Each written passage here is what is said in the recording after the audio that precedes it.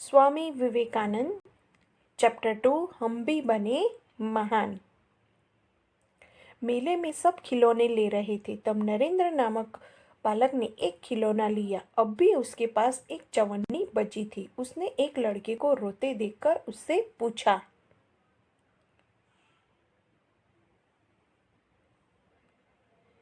क्यों रो रहा है? मेरे पास एक चवन्नी थी, कहीं गिर गई। अब मेरी माँ मुझे बहुत पीटेगी।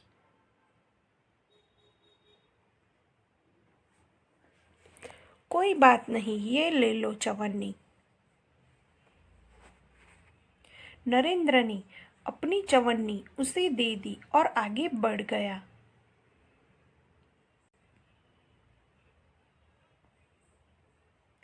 अभी नरेंद्र कुछ दूर ही गया था कि सामने से एक मोटर आती दिखाई दी। एक छोटा सा बच्चा उस मोटर के बिल्कुल बेखबर चला जा रहा था।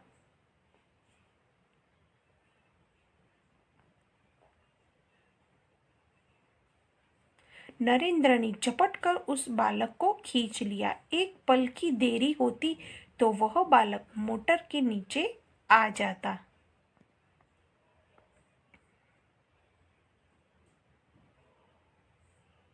इस झपटने की क्रिया में नरेंद्र के हाथ से शिवलिंग छूटकर गिर गया और टूट गया। इस दौरान इकट्ठे हुए लोगों में से किसी ने कहा,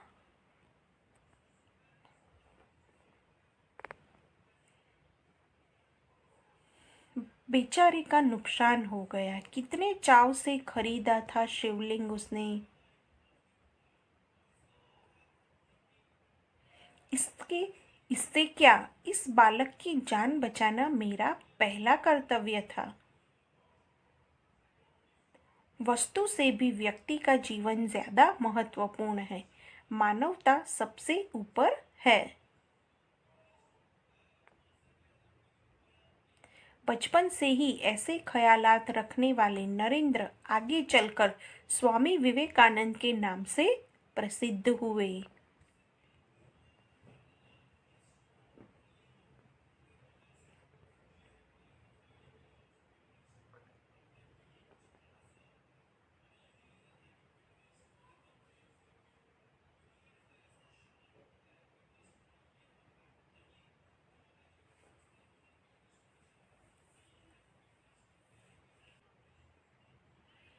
तो इस तरह समग्र घटना आपने देखी कि स्वामी विवेकानंद बचपन से ही मानवता को ही अपना सबसे पहला धर्म मानते थे और उन्होंने उनके पास पैसे बचे थे वो भी उस लड़के को दे दिए।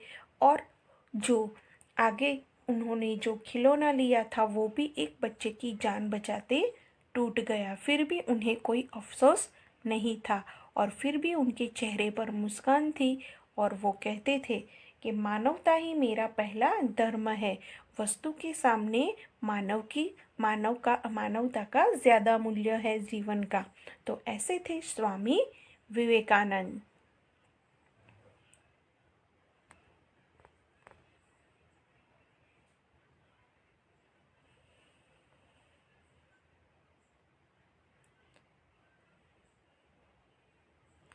बात सन 1885 की है। पूना के न्यू इंग्लिश हाई स्कूल में समारोह हो रहा था। प्रमुख द्वार पर एक स्वयंसेवक नियुक्त था जिसे यह कर्तव्य भार दिया गया था कि आने वाले अतिथियों के निमंत्रण पत्र देखकर उन्हें सभा स्थल पर यथास्थान पर बिठा दे।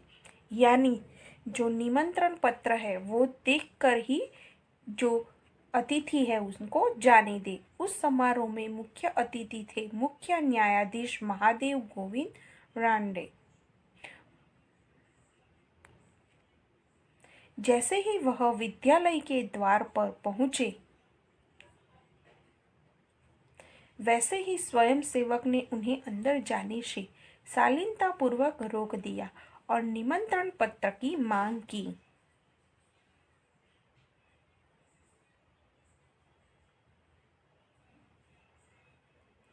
बेटा, मेरे पास तो निमंत्रण पत्र नहीं है। क्षमा करें, तब आप अंदर प्रवेश न कर सकेंगे। द्वार पर रांडे को देखकर स्वागत समिति ने कई सदस्य आ गए और उन्हें मंच की ओर ले जाने का प्रयास करने लगे।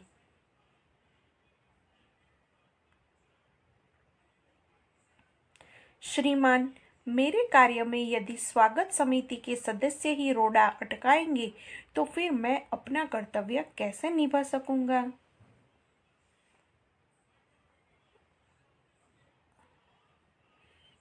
कोई भी अतिथि हो, उसके पास निमंत्रण पत्र होना ही चाहिए। भेदभाव की नीति मुझसे नहीं बरती जाएगी। यह स्वयंसेवक आगे चलकर गोपाल कृष्ण गोखले के नाम से प्रसिद्ध हुआ और देश की बड़ी सेवा की। तो ऐसे थे गोपाल कृष्ण गोखले। तो हम भी बने महान में आपको अनेक ऐसे उदाहरण दिए गए हैं जैसे महान व्यक्तियों के, कि वो बचपन से ही ऐसे महान थे और वो आगे जाकर इतने महान व्यक्ति बने क्योंकि वो बचपन से ही निष्ठावान रहे थे और उन्हें जो कार्य दिया गया था कि किसी को भी निमंत्रण पत्र के बिना अंदर नहीं जाने देना है, तो उन्होंने जो मेन उनके अतिथि थे उन्हें भी अंदर जाने नहीं दिया निमंत्रण पत्र के बिना। तो इस तरह आपने देखा कि वो कोई भी हो, बड़ा हो या छोटा व्यक्ति हो, नियम सबके लिए एक समान है। अगर आपको कोई काम दिया है तो उन्हें आप ऊंच नीच के भेदभाव करके नहीं देख सकते। नियम सबके लिए समान होते हैं, चाहे कितना भी बड़ा व्यक्ति हो या छोटा व्यक्ति हो, नियम सबके लिए समान होते हैं। तो इस तरह उसने मेन अतिथि को ही रोककर अपनी निष्ठा दर्शाई और उन्हें कहा कि अगर आपके पास भले ही आप वीआईपी अतिथि हो लेकिन आपके पास निमंत्रण पत्रक नहीं है, इसीलिए आप अंदर नहीं जा सकते। आप कोई भी हो, मैं निमंत्रण पत्रक देखे बिना किसी को भी अंदर प्रवेश देने दूंगा नहीं, ये मेरा कर्तव्य है। तब सारे लोग इकट्ठा हो जाते हैं और कहते हैं कि ये तो हमारे अतिथि है समारोह के, इन्हें क्यों रोक दिया। तब उन्होंने कहा कि आप लोग ही मेरे कार्य में रोड़ा डालेंगे तो मैं अपना कर्तव्य कैसे निभाऊंगा। मुझे जो बोला गया है वो मैं सबके लिए समान नियम रखूंगा। मुझे बोला है कि यहाँ किसी को भी निमंत्रण पत्र देखे बिना अंदर नहीं जाने देना है, तो जिसके पास निमंत्रण पत्र नहीं होगा उसे मैं अंदर नहीं जाने दूंगा। तो ऐसे थे सिद्धांतवादी गोपाल कृष्ण गोखले। तो हमने आगे स्वामी विवेकानंद के बारे में सुना और गोपाल कृष्ण गोखले के बारे में भी सुना। तो ऐसे थे महान व्यक्ति जिनकी कहानी हमें यहाँ दिखाई है, इसीलिए इस लेसन का नाम बताया गया है कि हम भी बने महान, यानी हम भी इसी तरह महान काम करके महान